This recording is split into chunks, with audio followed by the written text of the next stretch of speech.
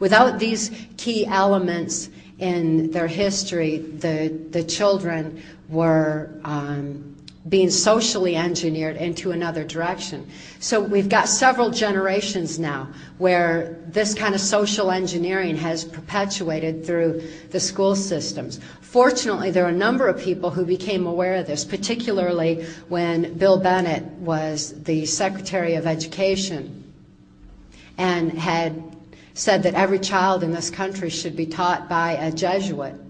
The Jesuits are the intelligence arm of the Vatican, and was very much corrupted into bringing what Adolf Hitler said was a way to mass mind control generations. It was Adolf Hitler who said that if there were any free thinkers left in society, he wasn't concerned because he had control of the minds of the children through the education system. That was something that I heard Bill Bennett quote himself in the application of the global education into the system. My experience in MK Ultra, once it was on a White House Pentagon level, included working under Bill Bennett, which was how I was privy to that information as well. And I had seen it as a young child in Mackinac Island, Michigan, when it was first being implemented by George Romney. Michigan had soared to the top of the education system back in those days, and now, of course, we've had the global education just permeate through our schools. But fortunately, the people have become more aware and are waking up, and there's more and more homeschooling that's going on, which is very much a solution. But it's also important that people are re-educated to what history actually is, and people like Wendy, who are making those kind of efforts in their own areas of life, who are aware of it, are what is key to undoing this tangled mess of social engineering and mass mind control that has permeated our society and brought us to this point that we're looking at today. My owner in MK Ultra mind control was U.S. Senator Robert C. Byrd. Senator Byrd has been in office longer than I've been alive, and he's still in office today. He's been head of our Senate Appropriations Committee, which means that he decides how money is going to be spent, how it's going to be delegated, and he has made sure that more and more states' rights are lost in favor of federal intervention. And that was how global education was brought into the school systems, as states' rights were overridden. The last holdout for states' rights in the education system was in the state of Alabama under Governor Fob James, who said that the federal government has no business meddling in the minds of our children, and he turned down all federal funding in order to maintain freedom of thought, in order to maintain a base of truth in the history in the school systems. And yet, I also watched the progress where the federal government came in and took away the states' rights and just simply overrode it.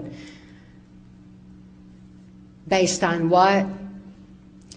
Senator Byrd is very learned in the Constitution. I think he knows more about the Constitution than anybody I've ever encountered, that's for sure. And he can quote the Constitution much the way that a Satanist can quote the Bible, where they can take the information, or they can take the words and twist them around and use semantics and switch them to fit their own agenda. And it sounds plausible, and surely you can read it right there, but it's out of context nevertheless.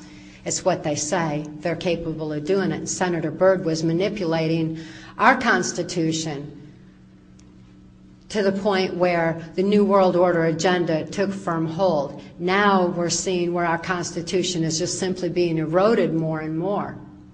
I'm deeply concerned for the recent events here in the state of California, where the governor here, who is not an American-born citizen, has an enormous movement going to change the Constitution in order that he be able to run for president. This governor that you all have is a good friend of George Bush's, and I've seen this forthcoming and have even talked about it now for nearly a decade, and yet it wasn't as pertinent as it is today. Hopefully the information will reach people enough to where they're going to realize that as you see more and more of your state's rights eroding, it's for a specific purpose. But money, again, is ultimately at the top of all this and is dictating this New World Order agenda. There's a massive amount of greed that continues to run and permeate our society. The different criminal operations that I was forced to participate in during the Reagan-Bush administration are detailed in our book, Transformation of America. That information was compiled for Congress as testimony, and when, upon the advice of federal attorneys, the information was released en masse in 1995. There's a number of, particularly then, there were a number of people in Congress who know how essential it is that good people have a knowledge base of truth and wake up and see what is going on in our country, to begin to realize how this transformation of America was taking hold far more so than it ever did in Nazi Germany. Mark and I just returned from Europe, and like he was saying, we spoke in Germany, and that was quite an experience. And to see so many people who have been affected by mind control directly, who have seen it in their own families, who are acutely aware of what social engineering is in society. They know what's happening in the United States. They've been talking about it for years that I'm aware of, particularly on the education aspect, because it was exactly what Hitler had implemented, and they were recognizing it. They were also recognizing the erosion of our medical system and how we were becoming more and more financially dependent in this state, and losing more and more of our individual rights to information control. But the compassion of people not only in Germany, but all over the world where Mark and I have been speaking out is very encouraging. To go outside this country, it's like a whole new world. I mean, it's such a privilege to see that people are awake and aware. They know what mind control is. They know that mind control has a firm grip on America right now, that there is a criminal faction in control of our government that is seeking to control the world. And it's inexcusable that we continue to follow leaders that we didn't elect.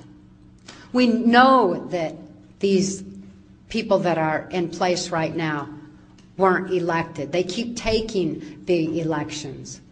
Consider that the electronic voting machines were manufactured by a key corporation that's one of the among the very, very few that are actually controlling the media. They also manufactured our voting machines. And Dick Cheney is associated with that corporation, much the same way he is with Halliburton.